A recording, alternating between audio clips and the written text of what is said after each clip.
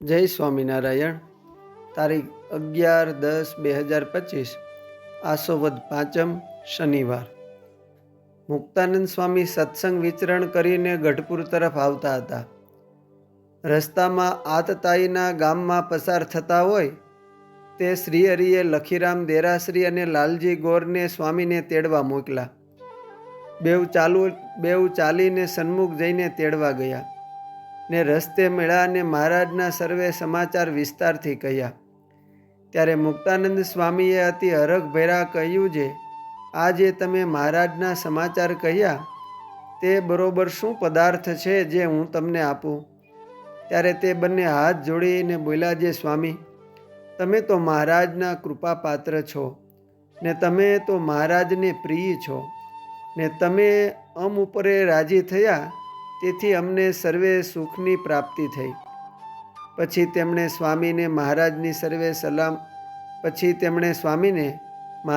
સર્વ સલામતી રીતે સ્વામીને તેડી લાવવાની વાત કહી દેખાડી ને સુગમ માર્ગે કરીને ગઢડે તેડી લાવ્યા.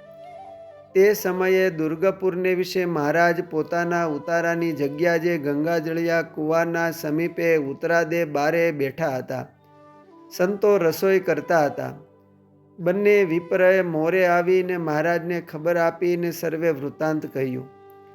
તે સમયે દિવસ ઘડી 8 આશરે ચીડ્યો હતો ને મહારાજે એક પીળું પિતાંબર પહેર્યું હતું ને એક પટકેશું કમર બાંધી હતી ને એક રેશમી કોરનો રૂમાલ મસ્તકે બાંધ્યો હતો ને પોતાના હાથ મધ્યે એક મોટો કડછો લીધો હતો ને સ્વામીને સારું પોતે રસોઈ કરતા હતા અને વળી કરાવતા હતા ને ઘણા શાક પોતે કરતા હતા. તે મધ્યે હળદળ આદિક હવેશથી ભરેલા હાથ તે પોતાના વસ્ત્રે લૂછ્યા હતા.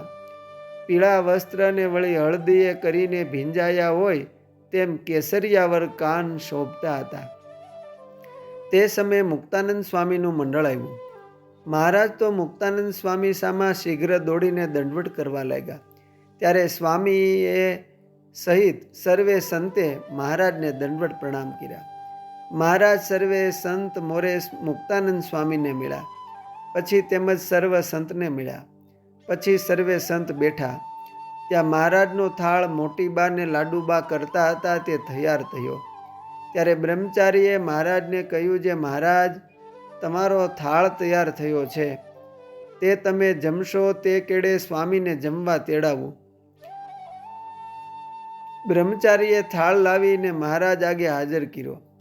તેને જમતા જાય છે અને જળ પીતા જાય છે એમ ઘણીક વાર સુધી જમ્યા ને પછી ચડું કર્યું.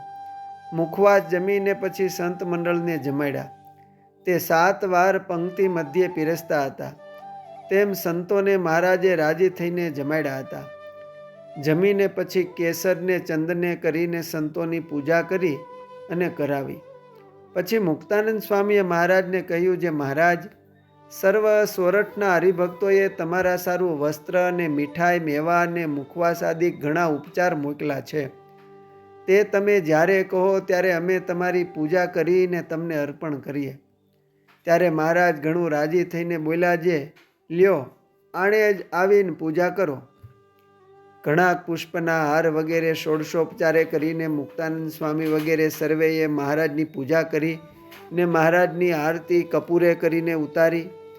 પોતાના બાલ સ્નેહી એવા સોરઠ દેશના સર્વે હરિભક્તને પૃથક પૃથક સંભાળીને તેમના નામ લેતા જાય છે ને મુક્તાનંદ સ્વામી તેમના નારાયણ કહેતા હતા. ને પછી મહારાજ પોઢવા પધાર્યા ને તેમજ સર્વે સંત મંડળ અતિ મુદને પામીને પોતાના ઉતારે પધાર્યા. અસ્તુ. જય સ્વામિનારાયણ. શાસ્ત્રી લક્ષ્મીરામ દેરાસરી કૃત લીલા ચિંતામણી પ્રકરણ 20 માંથી